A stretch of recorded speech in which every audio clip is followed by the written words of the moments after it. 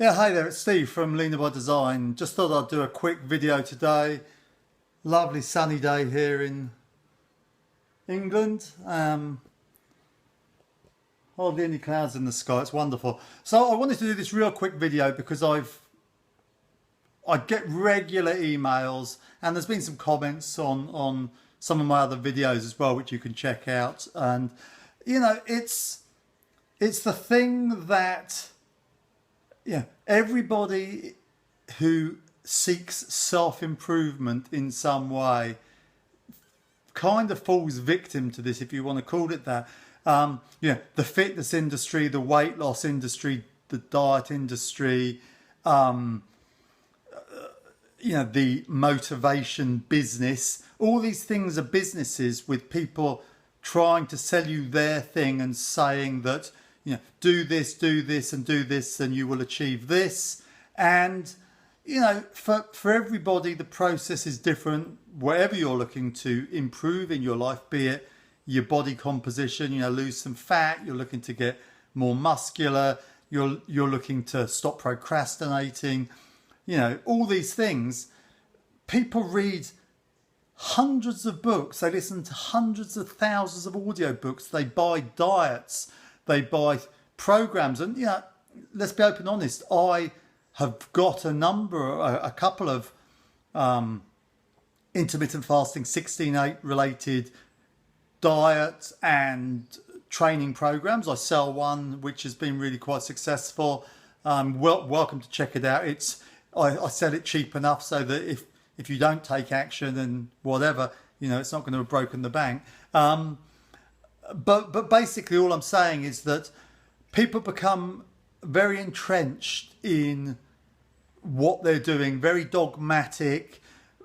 We all believe that if this worked for Mr. A or Mrs. B, that it should work for us, and that if we try it and we don't get the same results, or we are unable to stick to it, then somehow, we're not as successful or committed as they are.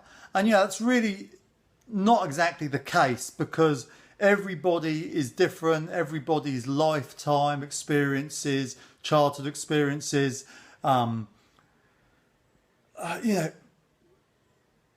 basically things like your biology, your physiology, your hormonal signaling, your mental state, your ability to handle stress and emotional disruptors. All these things are really, really different. And, you may be really calm under certain stress whilst your partner flies off the handle and goes into a rage. They may not eat a huge amount of food and not overeat, whereas you do. Things going on for both of you and everybody that makes sticking to restrictive diets in particular really kind of hard, because there's something sewn in here that as soon as you breathe the word restriction or I can't have that, then mentally your mind is going to want to tell you to have it.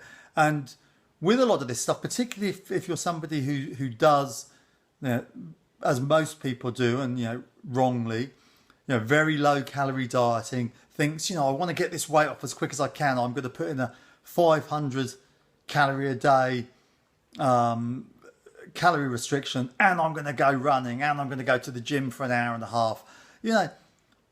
Very few people can sustain that for any length of time. There'll be a few, and these people are outliers. They're freaks who don't seem to be struck down by not eating enough and exercising too much. There's always going to be a few of those people. But if you're like the majority of people, myself included, is that huge amounts of restriction tend to make you rebound the other way and overeat, or give up on your exercise training program and all those things, and you fall into this cycle of feeling miserable, not being able to get back on track, or getting back on track then making what you would call a mistake, and it all snowballs again, and it's like a self-perpetuating cycle of bit of success, all goes wrong, bit of success, all goes wrong, and in the end no one can deal with that for any length of time, and you become just a yo-yo dieter, a yo-yo exerciser, and you never make any progress. Intermittent fasting being something that's been really useful for me and a lot of my clients and people who visit my website. Even that, something as simple as a 16-8 diet, skip breakfast, eat lunch, eat dinner. People struggle and they think, I've just got to keep doing it. I've just got to keep doing it. Every single day they binge out after their evening meal, or they skip breakfast and then they have a chocolate bar or a cookie at like 11 o'clock. And, if you're in that situation or any other dieting situation, you have to just say, maybe it's not just that I'm weak and I'm not worthy of doing this, or I need to grow a pair or suck it up or whatever the rhetoric is. You may need to tweak things. Some practical tweaks may be all you need to do. Split your evening meal into two. Have the evening meal and have a dessert at about 8 o'clock with some berries and some cream. Try a lower carb approach. It seems to work quite well for a lot of people to get their sugar addiction under control. I'm not saying you need to do it forever. If you're doing a lot of exercise, heavy strength training, sprints, then you're going to need some carbs. But don't go and eat pizza all the time. Don't go and eat cookies. Don't have sticky buns or processed carbs. Have rice, have sweet potatoes. Quite often, those type of relatively clean, starchy sauces don't have the same effect to make you want to binge eat. They don't have the same effect on your brain and the chemicals that are released. So, simple things. But it may be that just having a couple of hard-boiled eggs for breakfast or an omelette and not worrying about intermittent fasting. You've tried it, you haven't been able to stay on track, you put a couple of eggs back in and you're good to go. That doesn't mean you're a failure. It just means that intermittent fasting isn't something that's ideally suited to you. Even if somebody else tells you, no, it's perfect, it works for me, it's great, it works for all my friends and my family. If it doesn't work for you, that doesn't mean there's something wrong with you or that you're useless. It just means it doesn't work for you, and you need to put in place the tweaks that will make it work for you. And if that means stopping fasting or splitting meals, so be it. It may be, and I would suggest this to everybody, that forget the calorie deficit to start with. Just focus on food choices. Just focus on eating less carbs, certainly less processed carbs, getting satisfactory amounts of fat, adequate protein, just some really nice clean carbs post-workout, maybe a few pre-workout, things that don't make you binge. Keep a food diary, keep a journal so that you can record how you feel on certain days. You can record what you eat and you can try and work out, are there any linkages there? Do these types of food make me binge? Do these types of food not? Do I need to eat more of these and less of these? That's all. There's so many diets out there. There's so many, do this, do that, and you'll get these amazing results. And for most people, they don't get the results that the diet promises, unless they're very, very heavily supervised and with good support mechanisms. That does help. That's what I do with my coaching. I'm not trying to sell you coaching, but it's all about support. It's about mechanisms to help you get there, and a shoulder to cry on, somebody to give you some tough love when you need it. So if you need a coach, find somebody, find a friend, find a family member, possibly somebody who's not too close to you that you can use as a support to help you get there. So that's all I'm going to say. Don't be dogmatic, play around, realise that not everything works for everyone. Hi, it's Steve from Leaner by Design. Hope you're having a good day. I am. Wonderful sunny day here in the UK. We're having a good summer actually, pretty good. bit of rain, but not bad. I just wanted to put a real short video together. It's going to be a couple of minutes, won't take too much of your time. Just because I've been getting a few comments, emails about people who have tried to embrace the sort of intermittent fasting lifestyle, and they email me and say, like, what am I doing wrong? I just can't stick to it. I'm doing well for a few days and then everything goes wrong and I end up in a binge eating cycle and I can't get back on track, and then I try again. And they know people who are doing really great.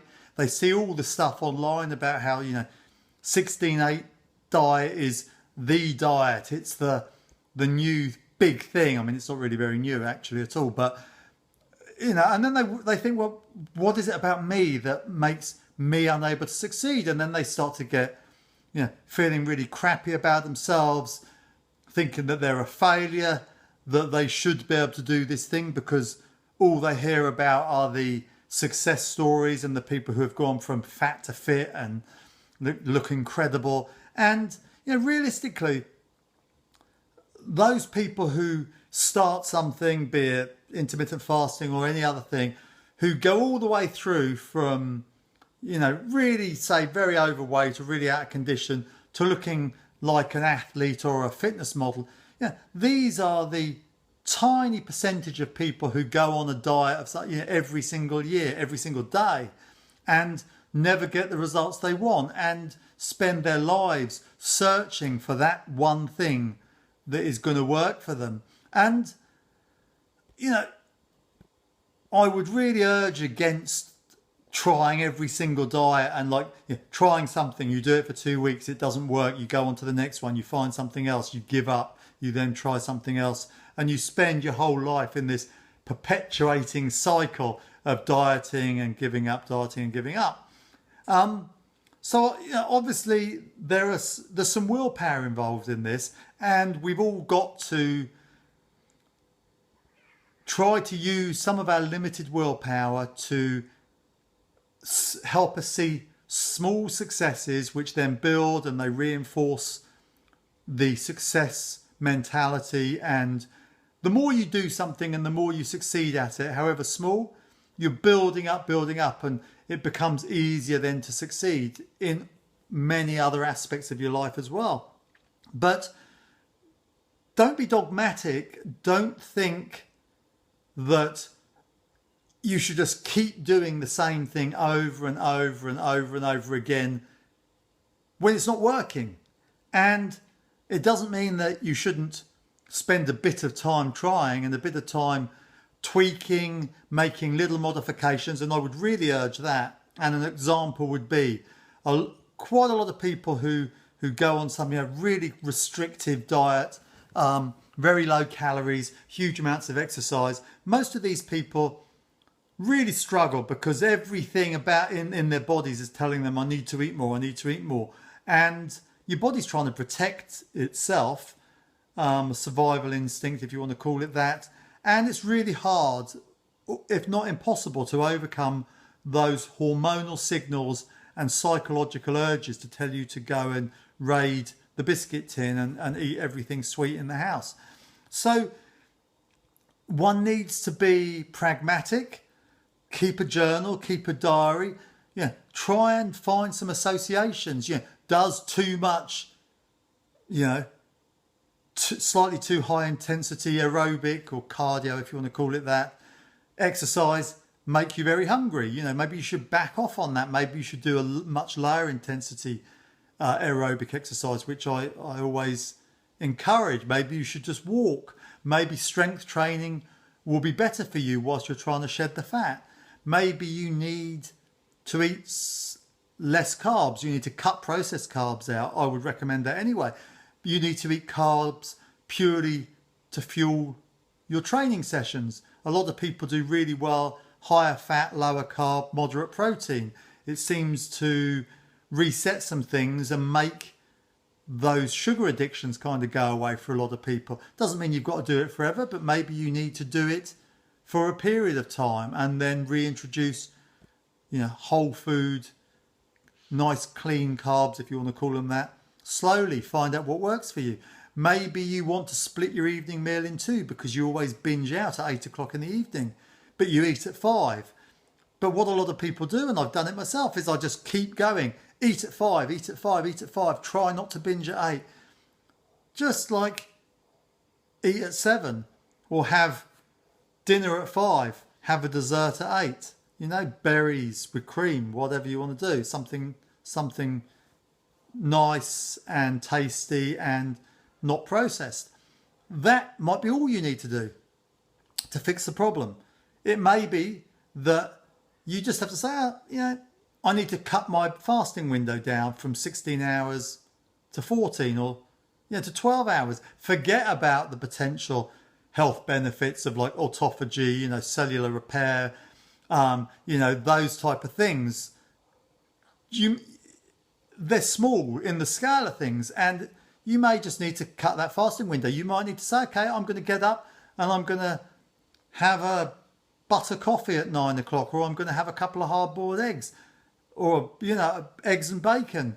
You might end up then having a lighter lunch, normal-sized evening meal.